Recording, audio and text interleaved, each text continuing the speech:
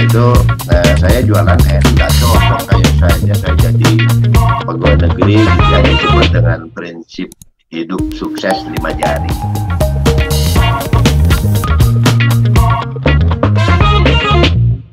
Salam Indonesia, salam jumpa lagi dengan The Syndicate, Angkat Topi, Tokoh dan Inspirasi. Sebuah program podcast yang dipersembahkan oleh para sindiket yang kami dedikasikan untuk mengangkat dan mengapresiasi para tokoh inspiratif dengan menggali biografi dan inspirasi sang tokoh. Kita ingin mencerahkan publik luas untuk kemajuan bangsa dan kemaslahatan Republik. Kami berbangga, para sindiket berbahagia. Kali ini, pada seri ini, kita kedatangan tamu yang luar biasa. Tokoh kita, Kang Agun Gunanjar Sudarsa. Kita angkat topi untuk Kang Agun Gunanjar. Assalamualaikum, Kang Agun. Waalaikumsalam warahmatullahi wabarakatuh. Selamat Luar sore. Iya, luar biasa. Salam sehat juga, Kang, semua. Apa kabar nih, Kang? Damang? Baik-baik saja. Kang Agun ini luar biasa. Jadi sudah 6 periode, 6 kali terpilih menjadi anggota DPR RI, Kang, ya. Dan kemarin waktu Kundapil, hampir setiap daerah yang saya kunjungi, saya menyampaikan itikat, saya bilang kalau masih didukung, kalau masih dicalonkan, kalau boleh, saya bilang gitu. Nanti partai kalau ngizinkan, masih mau dukung saya enggak. Kenapa? Ya paling tidak saya bisa dapat usulan untuk minta ke Jaya Suprana, minta Muri 7 kali berturut-turut. 7 kali berturut-turut 35. Pak Soeharto kalah itu, Kang. Jadi luar biasa Kang Agun ini. Jadi mengalami fase dari Presiden Soeharto, lalu Presiden Abdurrahman Wahid, Habibie ya, Pak Habibie. Habibie dulu, terus Abdurrahman Wahid, Megawati, Pak SBY, dan Pak Jokowi. 6 periode luar biasa. Politisi senior Partai Golkar, Agun Gunanjar Sudarsa. Saat ini bertugas di Komisi 1 DPR RI, fraksi Partai Golkar. Di Komisi 11, Pak Ari. Sorry, Komisi 11, sorry ya. Iya. X1 maksudnya, Kang. Karena Kang Agun ini pernah di Komisi 1, pernah di Komisi 2, pernah Komisi 3, sekarang Komisi 11. Nah, Kang Agun, jadi kita ingin angkat topi nih untuk Kang Agun. Bukan pertama-tama sudah 6 kali menjadi anggota DPR, 6 periode, tetapi spirit Kang Agun. Saya sering menerima postingan dari beliau ini, bagaimana tahajud tengah malam, sholat subuh segala macam, sholat isya di padepokan atau komunitas di Gombong sana, luar biasa. Prinsip beliau ini tidak ada waktu tanpa beraktivitas, kira-kira gitu, Kang, ya? Tiada hari tanpa aktivitas. Tiada hari tanpa aktivitas.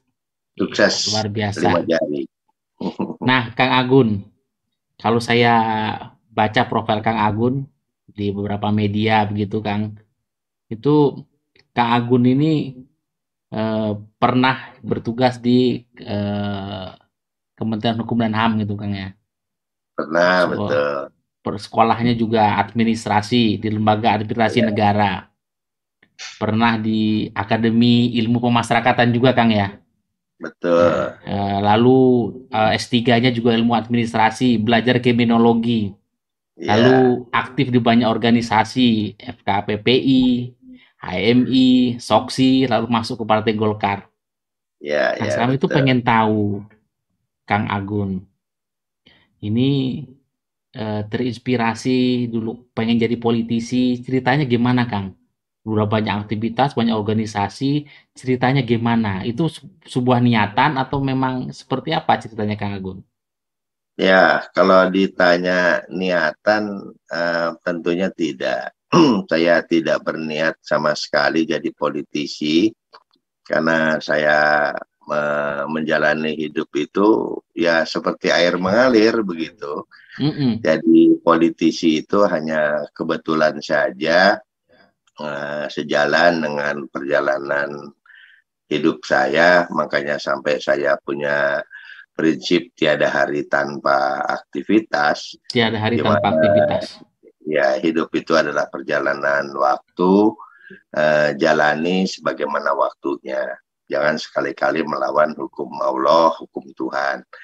Ya ada pagi, siang, sore, malam, jalani sebagaimana waktunya. Dari kecil kita tidak bisa apa-apa, masih disuapin sama ibu, diajarin jalan kaki sampai bisa berlari, sampai bisa bersekolah. Kan beda apa yang harus dilakukan aktivitasnya ketika umur 10 tahun dengan umur 20 tahun, sekarang umur 63 tahun, kan berbeda. Nah, saya menjalani prinsip hidup tiada hari tanpa aktivitas. Hidup itu perjalanan waktu, jalani sebagaimana waktunya dengan memanfaatkan menggunakan segala pemberian ilahi. Nah, itu saja yang saya jalankan. Menjadi anggota dewan, menjadi politisi itu lebih didorong oleh semangat memanfaatkan segala apa yang diberikan itu. Ketika saya dalam perjalanan hidup itu memang mengalami hal yang sangat sulit, tapi buat saya karena memang diajari oleh ayah ibu saya bahwa hidup itu sesungguhnya adalah ujian, ya kebahagiaan itu hanya akan mungkin bisa diraih kalau kamu mau merubahnya. Nah, sehingga ketika saya tanya bagaimana ibu bapak merubahnya, ya kamu dikasih tangan, dikasih kaki, ya. Nah, itu kan dari ilahi. Kamu dikasih otak, kita manusia yang paling sempurna. Pergunakan otak kamu. Nah, jadi dari kecil saya dapat asuhan orang tua seperti itu. Saya jalani itu, tapi Tuhan itu tidak pernah meminta kita melakukan sesuatu yang melebihinya. Sehingga ketika saya sekolah lulus STM Negeri 1 di Budi Utomo, ya, saya ini alumni Budut, ya, alumni Budut. Budi Utomo, Kang, ya. Ya. Waktu itu karena hidup saya dalam zaman-zaman yang memang agak sulit lah, ya, masih kelahiran tahun 58 saya, jadi alami sulitnya orang tua saya membesarkan anak dalam kondisi saya masih merasakan punya kewajiban di SD itu mencari biji karet, ya, di Tanah Kusir yang sekarang jadi Pondok Indah. Biji karet itu direbus, diolah pakai kapur sampai jadi dage. Itu untuk makanan sehari-hari. Nah, dari biji karet, Kang? Jawa di biji karet. Ibu saya ahli tuh bikin gitu, ya, bikin daging. Dulu boro-boro ketemu beras, adanya bulgur gitu kan, ada bulgur masih kecil tuh.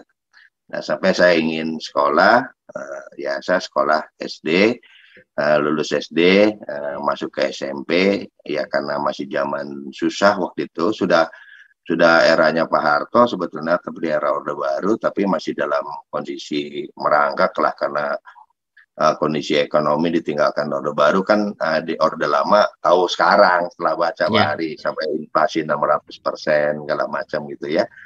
Nah itu saya jualan es. Nah, jadi jualan es, ya, es balon, es keliling. Keliling gitu, Kang. Pasar, ya di pasar Kebayoran Lama di depan bioskop Cahaya.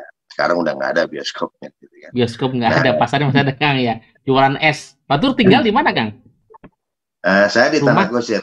Tanah Kusir, dulu Tanah Kusir. Tempat jin buang anak lah daerah Tanah Kusir. Zaman tahun berapa? 60-an tuh, Kang, ya? Enggak, sudah tahun 70-an. 70-an.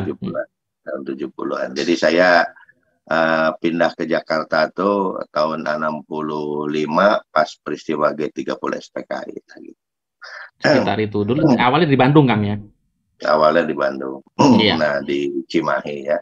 Nah, kemudian sampai bisa lulus SMP, karena saya pikir hidup masih susah, ya saya ambil sekolah STM aja biar bisa kerja.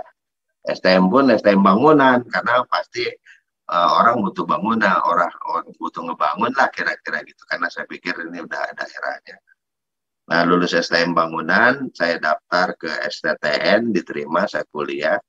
Di tingkat 2 kepaksa saya harus berhenti karena orang tua nggak sanggup gitu untuk ngebiayain sekolah teknik. Dulu waktu itu rektornya Profesor Ruseno lah, di Yayasan Perguruan Tinggi Indonesia Percik.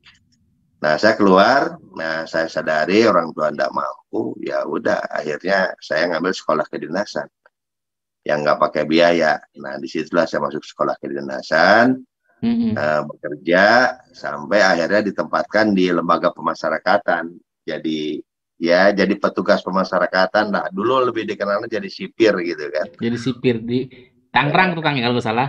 Nah, makanya kemarin saya agak protes ketika soal ada Ketika yang kejadian itu rame-rame. ya, bakaran. Saya bilang karena saya nggak mungkin itu terjadi kalau petugasnya menjalankan disiplin secara benar, itu Betul. pasti nggak akan ada kejadian kebakaran manusia yang begitu tragis, begitu nyawa begitu hilang begitu saja. Nggak mungkin kalau petugas itu menjalankan secara benar. Karena saya di LP itu, di tempat kebakaran itu saya bekerja. Nah, sejalan dengan itulah saya menjalani kehidupan untuk bisa maju lagi. Kata nasihat orang tua, kamu hanya bisa ngerubah kalau kamu merubahnya. Saya sekolah lagi. Karena pegawai negeri, ya, karena pegawai negeri, ya, saya nunggu tuh. Karena dulu mau masuk lembaga administrasi negara, ada syarat masa kerja, udah PNS dulu, segala macam. Jadi nggak bisa langsung daftar. Nah, daftarlah di lembaga administrasi negara yang sekolah dulu tuh dikenal sekolah paling susah, jarang orang sekali daftar lulus gitu kan. LAN Tapi Kang ya, alhamdulillah saya Lembaga Administrasi sekali Negara, daftar SDIA. lulus. Nah, saya jadi apa, mahasiswa di situ. Tapi berkenaan dengan saya aktif di STI Alan, saya juga sejak itu sudah aktif di berbagai organisasi. Jadi sejak dari STM pun, sejak dari di bangku kuliah, saya sudah sangat aktif di partai politik. Di Golkar tahun 82 saya sudah aktif di partai politik Golkar, aktif di AMPI, di KNPI, dan sebagainya. Dia termasuk di FKPPI. Nah, pada waktu itu di Soksi juga ya. Nah, bersamaan dengan itu saya sekolah di STI Alan, terpilih juga jadi ketua umum Senat LAN. Saya terpilih jadi sekjen Persatuan Mahasiswa Administrasi se-Indonesia. Jadi ketuanya dari UGM, wakilnya orang UI, sekjennya dari LAN. Kita sering kegiatan kampus. Nah, bersamaan dengan itu bekerja seperti biasa, saya pindah, tidak lagi di LP, dipindahkan ke Akademi Ilmu Pemasyarakatan jadi dosen, jadi asisten dosen. Setelah jadi asisten dosen, ya saya coba meningkatkan pada materi pengetahuan saya, ngambil magister administrasi di UI di Salemba. Nah, ketika di UI di Salemba saya kuliah, saya aktif di FKPPI di Kebon Sirih, kan ke Lemhanas itu dekat. Nah, atasan saya, ketua umum saya Pak Asep Sujana kuliah sedang ikut KSA di Lemhanas. Nah, bersamaan dengan itu pula saya setelah lulus dari STI Alan, karena saya ketua umum Senat, ada pertemuan nasional alumni, yang terpilih ketua umumnya Pak Hendro Priyono. Saya diminta jadi sekjennya sama beliau. Waktu itu Pak Hendro dan Rem di Garuda Hitam di Lampung, ya. Beliau dari Garuda Hitam jadi ketua umum ikatan alumni, saya sekjennya. Nah, secara kebetulan aja waktu di Lemhanas gitu ya. Secara kebetulan waktu di Lemhanas saya melayani Pak Asep Sujana minta tanda tangan karena saya wakil sekjennya, menandatangani surat. Ya tanpa disadari ketemu Pak Hendro sama ketemu Pak Asep di Lemhanas. Nah, dua orang ini ketemu, dia bilang, kamu ngapain Gun ke sini? Kata Pak Hendro, saya melayani keperluan FKPPI Pak. Pak Asep Sujana, ini ada surat yang harus ditandatangani. Nah, akhirnya mereka berdua, wah kita ini nggak salah ya, punya sekretaris orang keren, dia bilang. Dua-duanya ngomong gitu, orang kerennya anak pintar, punya kepribadian. Mereka yang mengatakan itu Pak Asep. Pak Asep sudah almarhum. Kalau Pak Hendro boleh ditanya masih ada orangnya. Siap Kang, iya. Ya, nanti aja di cross check kenal dan apa omongan saya benar. Nah, pada waktu mereka dialog berdua, Gun, Pak Hendro yang inisiatif. Gun, bisa nggak bantu-bantu untuk mahasiswa peserta KSA yang juga sedang mengikuti KSA, tapi kasihan dia anak orang pintar ya, Kasdam Siliwangi, yang memang dia ini pasti harus lulus, tapi terkendala secara teknis. Terkendala secara teknis karena Pangdamnya sedang pergi haji, sementara beliau ikut KSA-nya itu Jakarta Bandung pulang pergi, sehingga kesulitan secara teknis bikin taskap.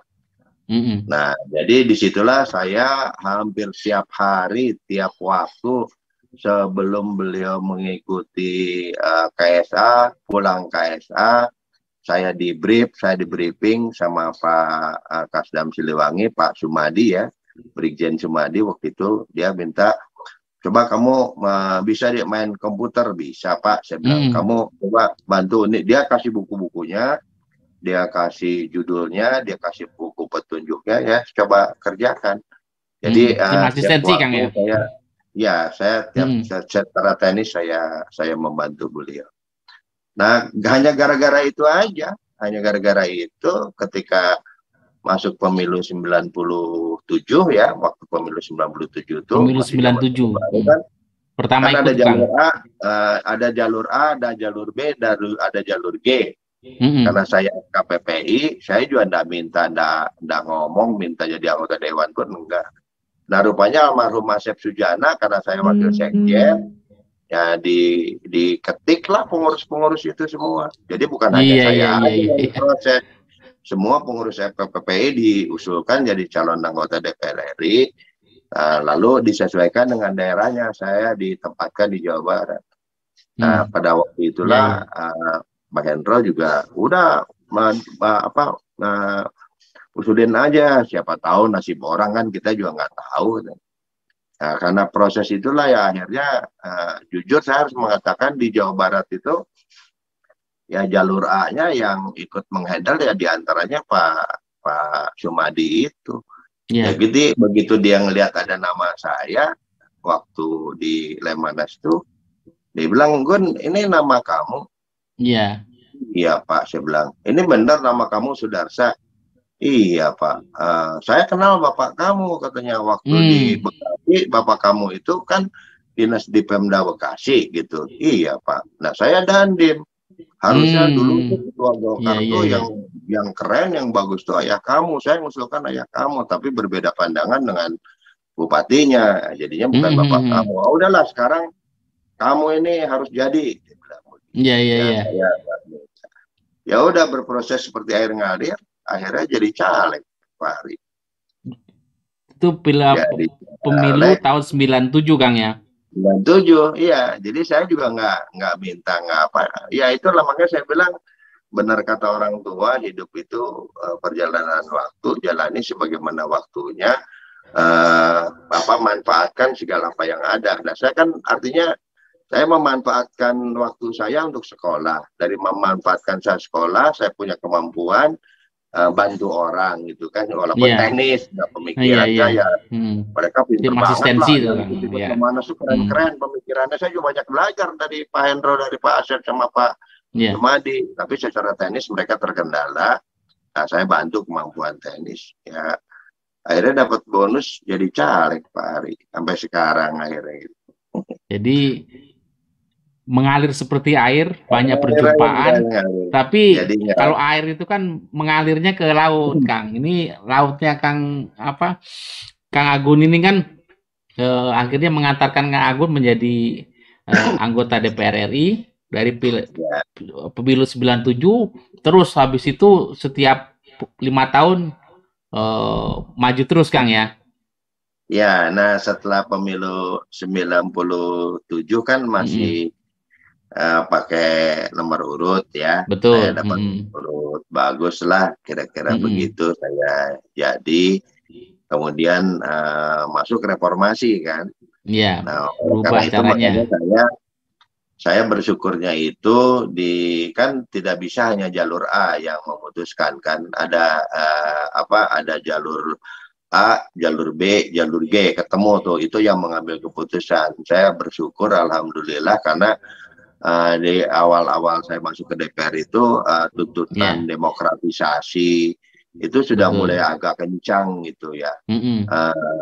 Golkar pun waktu itu yang memimpin kan almarhum Pak Harmoko. Betul, ya. Almarhum Pak Harmoko merubah kebijakan penyusunan calon itu tidak hanya ditentukan di pusat. Nah, penentuan di pusat kan saya ke Pak Harto. Nah, tapi di bawah boleh mengusulkan. Jadi top down dan dan bottom up. Bottom up itu mekanisme yang diciptakan oleh Pak Harmoko, sehingga alhamdulillah di pemilu 97 itu banyak anak-anak muda, kader-kader muda, kader-kader HMI yang dulu mimpi mau jadi anggota dewan karena dicoretin melulu gitu. Betul. Kan. Nah, ketika di era Pak Harmoko itulah anak-anak muda masuk. Saya masih ingat berbarengan dengan saya itu ada Ferry Mursyid Baldan, ada Ade Komarudin, ada Yahya Jaini, ada Darul Siska, ada Rambe Kamarul Zaman. Itu ya rekan-rekan saya di HMI selama ini di Cerosari 17 di Jakarta, di cabang Jakarta. Iya. Jadi setelah itu ada reformasi, tuntutannya kan nggak boleh lagi, bahkan minta Golkar dibubarin segala rupa. Ya itulah yang pada akhirnya saya nekat mengambil keputusan untuk lanjut di politik sajalah. Saya meninggalkan di dunia perguruan, di dunia PNS. Karena di dunia PNS itu saya sudah punya pengalaman, tidak cocok kayak saya jadi pegawai negeri gitu. Karena selama tahun berapa tuh keluar dari PNS, Kang? Keluar dari PNS ya pada waktu ngadepin pemilu 99. Jadi tahun 99 pemilu reformasi pertama keluar. Nah, saya dilatar belakangi oleh pemikiran kalau saya balik lagi jadi PNS, balik lagi ke birokrasi, kok kayaknya tipikal saya ini ndak cocok ya. Karena pengalaman waktu DLP pun saya kerja sungguh-sungguh, saya kerja benar, saya kerja baik, berhadapan dengan tirani kekuasaan yang harus selalu mengatakan siap ada pikiran-pikiran bahkan yang berpikir konstruksi siap itu malah berhadapan dengan sistem yang sampai saya melakukan kekerasan. Saya melakukan kekerasan DLP, melawan atasan sampai ya pakai fisik lah begitu. Sampai akhirnya saya kena hukuman disiplin, sehingga begitu pula dengan kerja jadi dosen di Akademi Ilmu Masyarakatan itu berjalan fenomena yang baik. Kalau dapat pimpinan awal-awal baik ya, tiap pimpinan punya gaya style yang berbeda. Kok kayaknya kalau saya memaksakan diri di sana, kreativitas saya terhambat gitu kan ya. Pemikiran ke depan itu apalagi di lembaga pendidikan, lembaga tentang pembentukan karakter, pembentukan kader, calon pemimpin masa depan. Nah, saya juga sudah melihat pada waktu itu ada gejala-gejala, gelagat-gelagat. Wah, ini kalau pola rekrutmen SDM kayak begini gitu kan, pendidikannya kayak begini, saya terlalu banyak diintervensi di awal sampai saya ngadepin direktur. Kalau dia tidak dikeluarkan, saya mundurkan diri aja, Pak. Tapi ternyata beliau memihak kepada saya bertahan. Tapi sejalan dengan pergantian direktur berikutnya, saya berkesimpulan, wah, saya kalau balik lagi jadi PNS, kayaknya saya pasti kelahi terus di dalam. Tapi setelah jadi politisi nggak kelahi kan, Kang? Berarti Golkar dan kontestasi gagasan oke, tapi nggak kelahi, Kang ya. Dan ternyata Pak Ari setelah jadi politisi, ternyata dunia itu tidak beda, sama aja. Jadi ternyata begitu masuk di dunia politik, itu memang fenomena-fenomena yang terjadi di birokrasi pemerintahan juga ternyata sama aja, gitu, like and dislike dan sebagainya. Nah, tapi saya karena sudah memilih di jalur politik, ya saya coba bertahan untuk bisa terus berjalan. Tapi saya tetap keyakinan dengan prinsip tiada hari tanpa aktivitas, itulah yang akan menyelamatkan saya. Orang boleh menganiaya saya, orang boleh menyakiti saya, tapi Tuhan pasti akan menolongnya kalau saya berbuat amal soleh yang baik. Amal soleh yang baik itu apa? Ya sederhana pikiran saya, jangan dilawan hukum Tuhan. Tuhan itu sudah mengatur waktu pagi, siang, sore, malam. Ya kalau malam waktunya tidur jangan dipakai begadang kan gitu. Pagi waktunya bekerja. Jadi sudah ada aturan-aturan itu, sehingga ketika saya menjalani tugas sebagai anggota DPR, apa tugas anggota DPR? Ya mewakili rakyat yang dipilihnya. Kalau Anda berbuat baik, insya Allah rakyat akan. Disitulah tahun 2002, 99 saya ikut pemilihan lagi. Itu agak mulus ya, nggak terlalu sulit karena saya mendapatkan apresiasi dari Pak Akbar Tanjung karena saya ditugaskan oleh Pak Akbar waktu itu untuk menyusun undang-undang pemilu. Saya masih ingat betul Golkar yang ditugaskan itu Pak Ferry Mursidan Baldan ditugaskan dengan Pak Ferry Mursidan, betul, ketua panitianya waktu itu politik, ya, undang-undang partai politik. Lalu Yahya Jaini ditugaskan untuk undang-undang Susduk namanya sekarang MD3. Lalu saya ditugaskan untuk undang-undang pemilu. Nah, di undang-undang pemilu itu saya mengerjakan bersama-sama dengan tim pemerintah. Tim pemerintahnya itu dipimpin sama Profesor Rias Rashid. Dengan anggota-anggotanya ada Anas Urbaningrum, ada Andi Malarangeng, ada Arafat Gafar, ada Ramlan Surbakti. Nah, saya ketua tim kecil, nah yang ngetok-ketok palu. Pembentukan pertama kali KPU itu boleh ditanya sama orang masih pada hidup. Iya, Kang. Nah, lalu KPU versi pertama tuh. Selesai undang-undang pemilu, baru udah sampai dini hari itu kan waktu di tim kecil sampai ada yang meninggal dari PDI itu, belum ada PDI Perjuangan waktu itu, Pak Edi Siswadi. Nah, sampai diundang ke Hotel Mulia gitu ya, saya diminta presentasi sama Pak Akbar tentang undang-undang pemilu yang akan datang ini, apakah memberikan garansi jaminan bahwa Golkar akan tetap memperoleh kursi. Saya katakan terjamin, Bang, karena penentuan calon terpilih itu ditentukan dari kabupaten kota di mana yang dia mendapatkan suara terbanyak, dan kita masih punya basis suara di kabupaten kota sebagaimana Bang suka turun ke bawah, kita masih kuat. Jadi dengan kondisi itu saya melihat dari daerah pemilihan yang jumlah sepersekian, saya sudah bisa nyebut waktu itu seperti sejumlah berapa sekian kursi perolehan Golkar ya.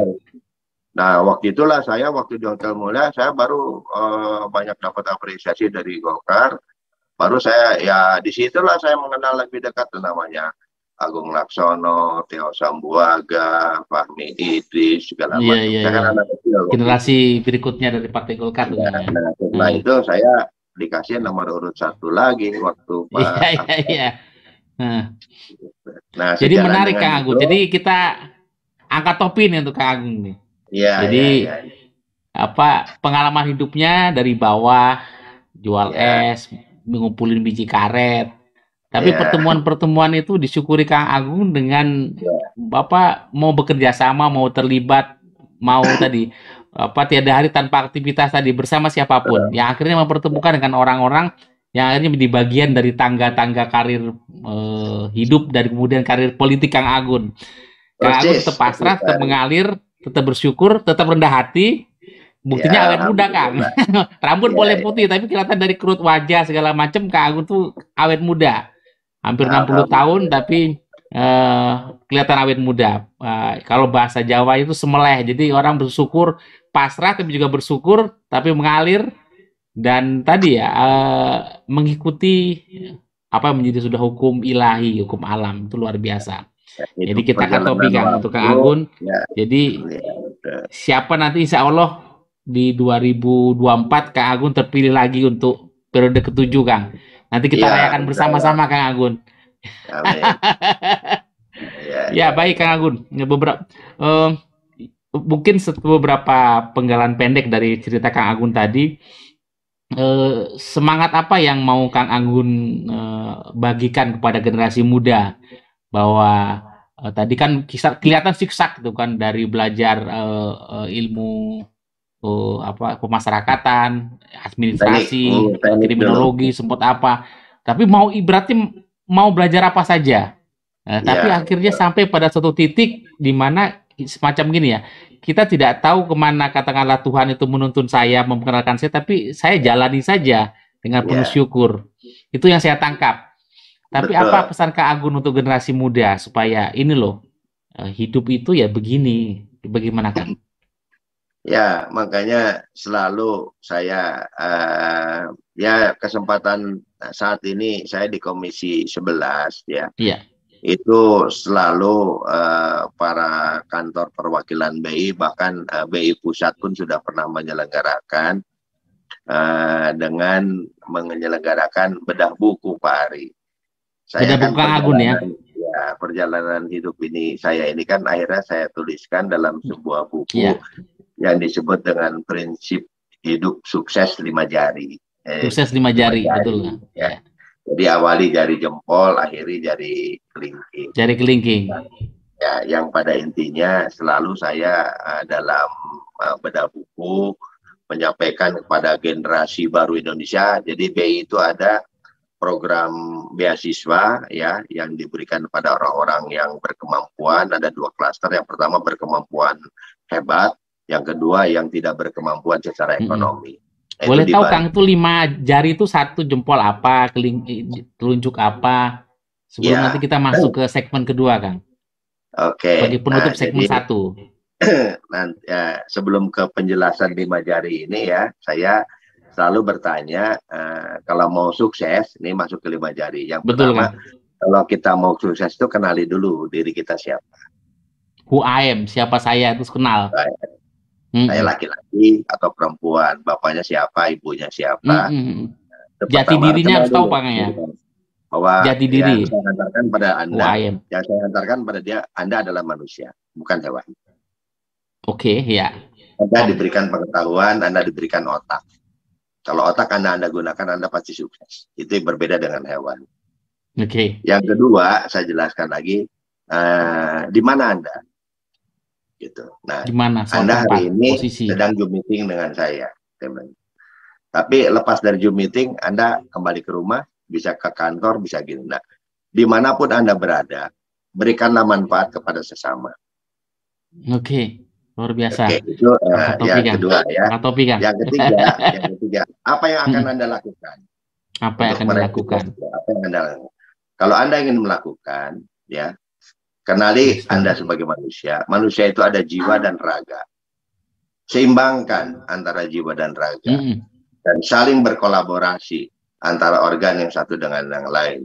Kalau Anda berpikir, Anda jangan berjalan nanti mikirnya nggak selesai-selesai. Gitu. Kalau Anda sedang berjalan, pikiran Anda jangan ikut bekerja, nanti kesandung. Jadi, kalau Anda masih seperti itu, Anda namanya manusia. Karena kalau Anda tanpa jiwa, namanya mayat. Saya bilang, kalau Anda hanya mayat, kalau Anda hanya raga saja tanpa jiwa, itu namanya jom. Kalau Anda ingin manusia, kontrol diri Anda sebagaimana manusia. Nah, untuk itulah, coba lihat jari Anda. Di jari Anda lah masa depan Anda. Ya, apa? Semua orang ingin husnul khotimah.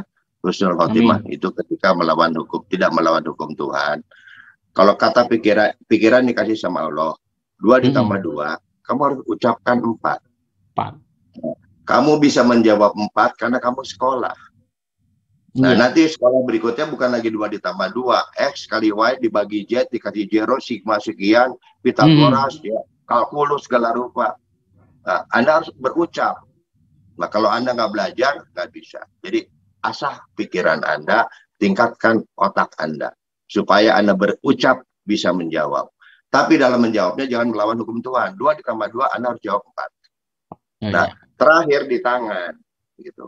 Jadi pikiran, ucapan, dan tindakan. Tindakan. Nah, tindakan inilah 2 ditambah 2, 4. Anda tulis 4. Jangan ditulis 3. Kalau 3, yang satu kemana? Nah, makanya korupsi di mana-mana. Iya. Nah, jadi kalau Anda, bagaimana menjalaninya? Lihat, Anda masa depan Anda di tangan. Anda makan, Anda mandi, ya, Anda cuci muka, bermake up, ya, membersihkan, mengangkat barang, sampai tanda tangan, cek, tanda tangan nasib orang, semua di tangan Anda. Hati-hati, harus konsisten antara pikiran, ucapan, dan tindakan. Nah, untuk bisa itu Anda turuti sebagaimana Tuhan sudah menciptakan 5 jari. Awali jari jempol karena hidup adalah perjalanan waktu. Awali dengan jempol yang baik-baik. Jangan sombong, ya, jangan angkuh, harus murah hati, baik hati. Pakai mobil jangan selonong seenak yang ngebut segala rupa. Pokoknya yang baik-baik. Seperti sifat Allah Asmaul Husna. Amin. Nah, kalau Anda sudah punya jempol, Anda otomatis bisa nunjuk-nunjuk. Nunjuk-nunjuk. Oh iya. Nunjuk.